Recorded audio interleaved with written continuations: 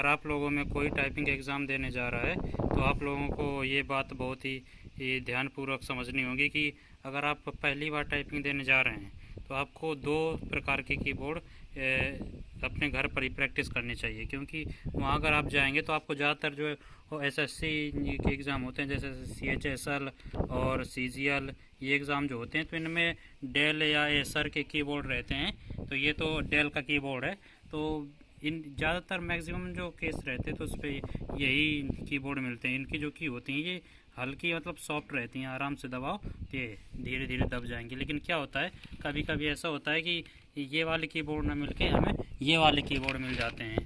तो कीबोर्ड में आप जो हम लोग घर में प्रैक्टिस करते हैं तो उस पर तो एक कीबोर्ड में हमारी प्रैक्टिस होती है।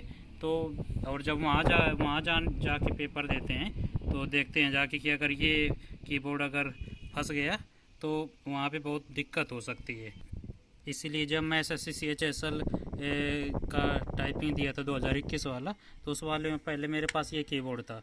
उसके बाद मैंने ये भी कीबोर्ड खरीद लिया, क्योंकि मैं जब 2000 एसएससी सीएचएसएल 2019 वाला टाइपिंग दे रहा था तो मुझे लगा कि नहीं ये मतलब बहुत दिक्कत डाल सकता है, क्योंकि मैं जो टाइपिंग प्रैक्टिस की थी ये इस वाले में की थी और वहाँ पर मिल गया था जो ये सॉफ्ट की वाला मिल गया था।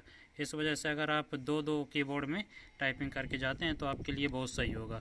और अगर आपके पास कंप्यूटर नहीं है या लैपटॉप नहीं है, आपके पास मोबाइल फ़ोन है, तो आप ये ओटीजी केबल का प्रयोग कर सकते हैं। ओटीजी केबल में क्या रहता है, ये रहती है इस ओटीजी केबल को इसके आगे आप लगा के और ये फ़ोन में आप इंसर्ट कर सकते हैं, जिससे आप टाइपिंग सीख सकते हैं। मैंने एसएससी सीएचएसएल 2019 का टाइपिंग भी इसी से दिया था और 2021 वाला भी अभी इसी से ही दिया है।